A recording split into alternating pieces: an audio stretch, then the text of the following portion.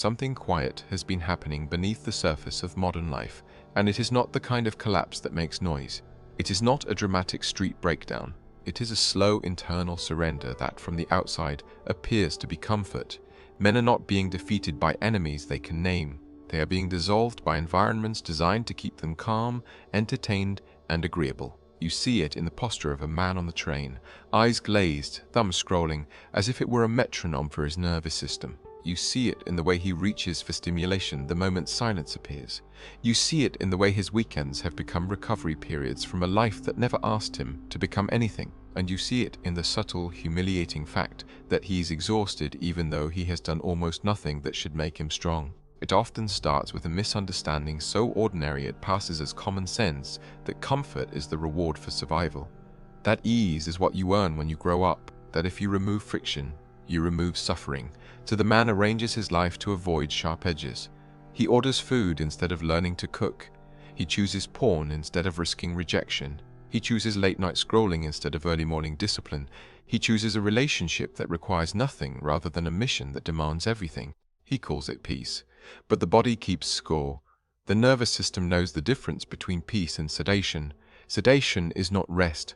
Sedation is the avoidance of a pleasant face. Men in general are now surrounded by an economy that sells relief as identity. A subscription for your entertainment, a delivery for your hunger, an algorithm for your attention, a screen for your loneliness, a curated persona for your social life. The machine does not need to imprison you. It only needs to persuade you to stay comfortable long enough that you stop moving. Then the lens tightens to one specific man. He wakes up and checks his phone before he checks his mind. He sits at work performing politeness, then returns home and collapses into what looks like relaxation but feels like depletion. He tells himself he deserves it. He describes himself as recovering, and yet he cannot explain why he feels weaker every year, less confident, less willing to approach a woman, less capable of holding eye contact without anxiety, less capable of enduring frustration without irritability. Then the lens tightens again until it lands on you. You are not lazy. You are not stupid. You may even be disciplined in certain areas, but somewhere in the private economy of your attention you have been trained to avoid discomfort. And the cost is not simply productivity. The price is masculine power, the ability to hold your life in your hands and shape it, rather than being shaped by whatever feels easiest. Herbert Marcuse understood this before most men were even born into the digital world that perfected his diagnosis. He saw how advanced civilization would stop controlling men primarily through force and start managing them through comfort. He saw how freedom could become a velvet cage. He saw how a man could be pacified without being overtly oppressed. By the end of this, you will understand precisely why comfort weakens masculine power and what it quietly destroys in you if you keep calling it normal. Marcuse lived through the 20th century's brutal education, World War, propaganda, industrial expansion, mass consumption, and the rise of bureaucratic systems that could manage entire populations like infantry. He was a critical theorist, but he was not writing solely for academics. He was writing about how socialization influences the inner world of the human being, how domination no longer needs chains when it can manufacture desire. In One-Dimensional Man, Marcuse described a modern condition in which a comfortable, smooth, reasonable, democratic unfreedom prevails, an unfreedom that feels like progress because it comes with conveniences, options, and endless distractions. Super summary. The man does not feel coerced, he feels served, and that is precisely why he stops resisting. Marcuse's central weapon is simple. The system does not merely satisfy your needs, it produces needs in you. It teaches you what to want. Then it sells you the relief. It turns your attention into profit. It integrates you into its machinery by making you feel comfortable inside it. Here is the brutal thesis that will carry everything that follows. Comfort without struggle is not a reward. It is a technology of control that gradually removes a man's edge. And when a man loses his edge, he loses respect, attraction, and self-command. Masculine power is not bravado. It is not aggression. It is not cruel. Masculine power is the capacity to endure tension without breaking, to choose discomfort voluntarily, to build structure where life offers chaos, to remain sovereign over your impulses. Comfort weakens that power by training the opposite reflex: immediate relief, lowered standards, delayed growth, and emotional sedation. Marcuse gave a name to one of the most critical traps of modern life: false needs. He writes that we can distinguish true and false needs, and that false needs are those superimposed upon the individual by social interests needs that perpetuate toil, aggressiveness, misery, and injustice. Goodreads. In modern masculine life, false needs show up as addictions that feel like choice, the need to always be entertained, the need to always be validated, the need to always be comfortable, the need to avoid boredom, the need to avoid awkwardness, the need to avoid risk. Now watch how this touches male-female dynamics with surgical precision. A man wants intimacy, but he has been trained to avoid discomfort. So he avoids approaching women. He tells himself it is not worth it. He describes himself as saying that the risk is too high. He describes himself as saying the world is unfair, but beneath the story is a more primitive reality. He has lost the ability to tolerate the discomfort of initiation. He is not refusing women. He is refusing tension. And without tension, there is no masculine polarization, no direction, no courtship energy. A man who cannot approach cannot lead, and a man who cannot lead himself cannot be respected by a woman who is calibrated by instinct to test for strength under pressure. Another man enters a relationship, and he slowly trades his edge for peace. He stops training as hard.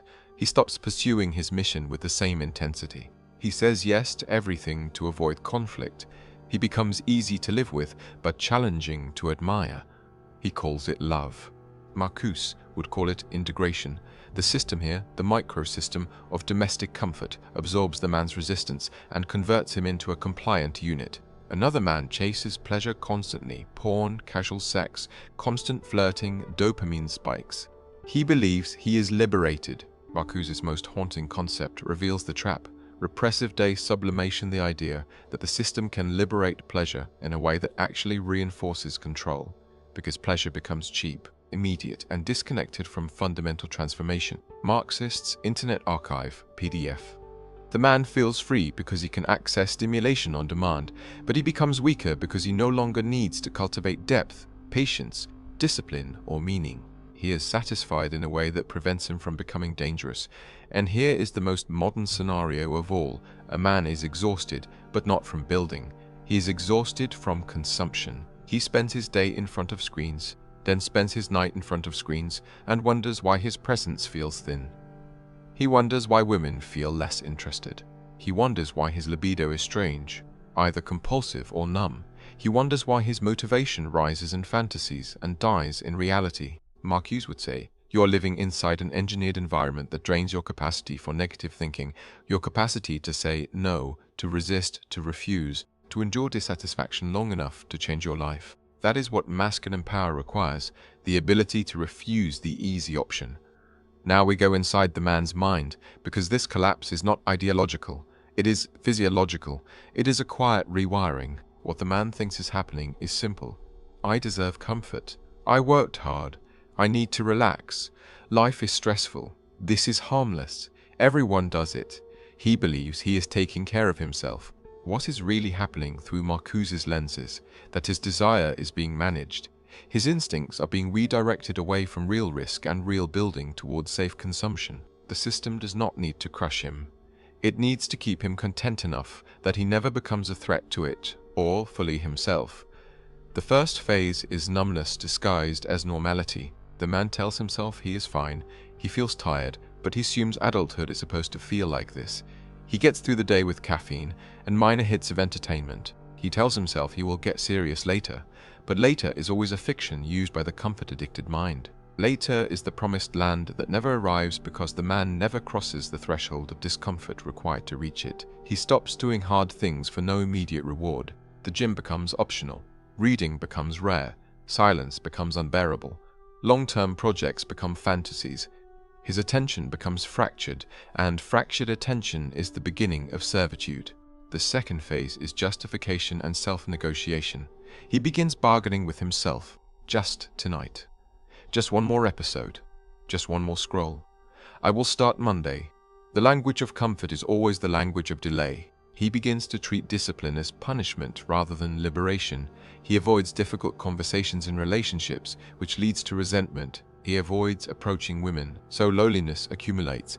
He avoids risk in his career, so mediocrity accumulates, and he calls the accumulation stability. Marcuse would say this is how one-dimensionality forms. The man's inner world becomes flattened into immediate needs and immediate satisfactions. He loses the vertical dimension, the capacity to orient his life towards something higher than comfort. Without that vertical dimension, he is easy to govern. The third phase is self-abandonment, and it manifests in micro-behaviors that appear harmless until you see them as symptoms of a larger surrender. He wakes up and reaches for the phone before he reaches for the purpose. He checks messages like they are oxygen. He overtexts a woman because he cannot tolerate uncertainty. He waits for replies with low-grade anxiety. He avoids conflict because it threatens comfort, apologizes for things he does not believe because peace feels better than truth in the short term. He changes his schedule around her because he fears losing access. He abandons his hobbies because they require effort and do not guarantee validation. His sleep deteriorates because he is overstimulated at night and understimulated by meaning in the day. He becomes passive, then resentful, then numb. I work with men who do realize how comfort colonized their masculinity until their lives start to feel strangely weightless. They tell me, I cannot focus. I feel dull. I do not feel like myself. I do not have the drive I used to have. I once spoke to a man who described his evenings like a ritual of quiet defeat. He would sit down intending to read, then his hand would reach for the phone without permission. He said, "It feels like something else is driving." That is not merely a lack of willpower. That is an engineered relationship between stimulus and relief. Marcuse would call it domination that has moved inside the subject. Then the contrast story appears, and it is always humiliating because it reveals what power looks like without theatrics. The man she later pursued looked similar on the surface, no dramatic aesthetic differences, but his nervous system belonged to him. He could be bored without panicking. He could be alone without collapsing. He could pursue without obsessing. He could lead a relationship without having to beg for it. He did not comfort his God. He used comfort as a tool, then returned to discipline. His presence felt heavier because it was not constantly seeking relief, and women sense that heaviness as safety and strength because it signals a man who can endure. Now zoom out again, because Marcuse's genius is systemic. He does not treat the man as an isolated moral failure. He treats the man as a subject living inside a machine. Dating apps turn courtship into a consumption loop. You swipe, you match, you get a dopamine hit, you chat, you get another hit, you ghost, you repeat. It is stimulation without commitment, attention without depth, choice without consequence. This trains men to seek comfort in low-risk interactions rather than the discomfort of a genuine approach and intimacy. It also trains men to see women as endless options or endless rejections. Either way, the man becomes reactive.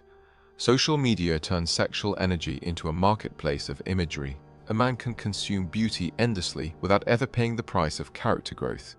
A woman can receive attention endlessly without ever encountering a real masculine presence. Both are comforted. Both are deprived of initiation. Public shaming and HR risk create a climate where masculine initiative feels dangerous. Some men respond by withdrawing, but withdrawal can be wisdom or cowardice depending on what replaces it. If withdrawal becomes comfort, endless entertainment, endless porn, endless cynicism, then the man has not escaped the system. He has been integrated more deeply. False accusation risk and divorce laws add another layer of anxiety. A man becomes cautious, and caution is understandable. But if caution becomes paralysis, then comfort becomes the default. The man tells himself he is protecting himself, while his soul slowly atrophies from lack of challenge. The attention economy is the deepest battlefield. Your attention is the most valuable resource in the modern world because whoever controls it, controls your life. Marcuse saw that technological rationality, the logic of efficiency and management, would enter the psyche itself, shaping not only what you do, but what you desire. When your desires are shaped, your freedom becomes a costume. This is why Marcuse's line about comfortable unfreedom matters so much. Super summary. The system does not need to beat you into submission. It needs to lull you into compliance. And the cost of staying blind is enormous. You lose the mission because it requires tension and discomfort. You lose self-respect because self-respect is born from doing what is hard when it matters. You lose attraction because attraction is often a response to vitality, direction, and inner strength qualities that comfort erodes. You lose the ability to lead because leadership is the ability to tolerate discomfort and make decisions anyway. You lose your edge, and then you blame women, culture, or fate, when the real enemy was your addiction to relief. Here are lines you should carry like weapons because they are not motivational, they are diagnostic.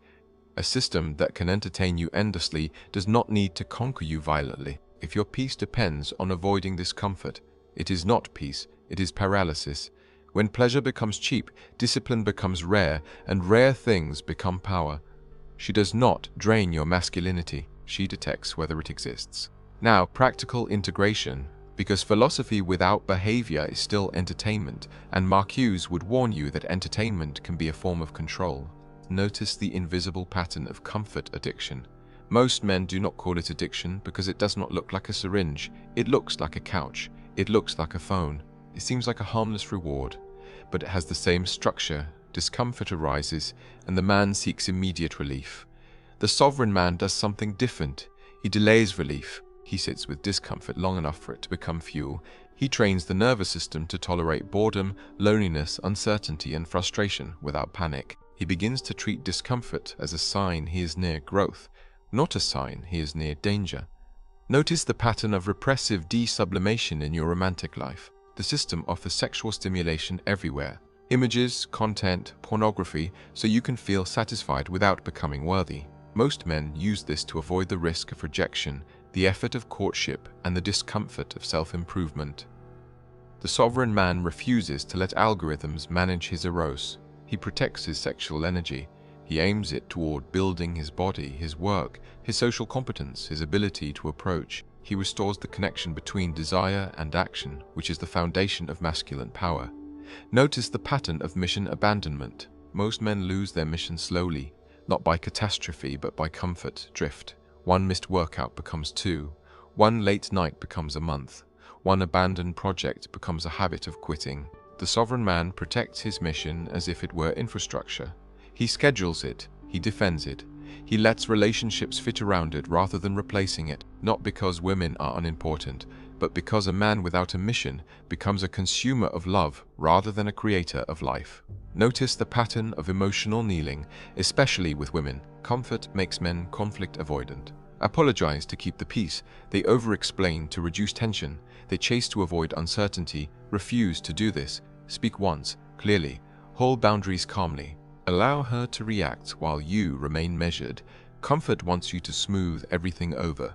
Masculine power requires you to tolerate temporary discomfort to preserve long-term respect. Notice the pattern of digital sedation. Most men treat the phone as neutral. It is not neutral. It is a device designed to capture attention. You do not defeat it with motivation. You defeat it with structure. Build friction, set limits, remove apps, create rules, reclaim mornings. Mornings are where men are built. Nights are where men are undone. These are not tips. This is rebuilding sovereignty inside a system designed to keep you soft. Now we come to the threshold where two futures open, and neither is theoretical. If you ignore this, you will become more comfortable and less alive. You will feel more entertained and less powerful. You will spend the next 5 to 10 years avoiding discomfort, and that avoidance will slowly shrink your world. Your body will soften, your attention will fracture, your confidence will become performative because it will not be backed by hard-earned competence. You will approach women less, not because you are wise, but because the discomfort feels unbearable. You will become resentful toward the world for not giving you what you refuse to earn. You will call it cynicism. It will be grief disguised as superiority. You will be safe, and you will be unfree. If you answer this as an initiation, you will become harder in the right way. Not brutal, not cruel, hard in structure. You will choose discomfort voluntarily. Training, silence, focus, risk, honest conversations, purposeful work. You will reclaim your attention as a sovereign territory. You will feel loneliness at first because you will stop using comfort as your companion. But in that loneliness, you will begin to hear yourself again. You will build a life with weight, and that weight will change how women respond to you, not because you learn manipulation, but because you became a man who is not managed by comfort. You'll become rarer, and rarity is power. Now the final warning, spoken plainly, because men do not need poetic comfort, they need clarity. Comfort weakens masculine power because it turns your life into a consumption loop, replaces discipline with sedation, replaces purpose with stimulation, and trains you to avoid the very discomfort that makes you strong. A man who cannot endure discomfort becomes governable by screens, by moods, by systems, by fear. And here is the mirror line, because responsibility must land where it belongs. She does not take your power. She reveals whether you traded it for comfort. If this struck something in you, share it, subscribe, and keep this work alive for the men who are quietly disappearing inside smooth, comfortable lives. The most dangerous cage is the one that feels like home.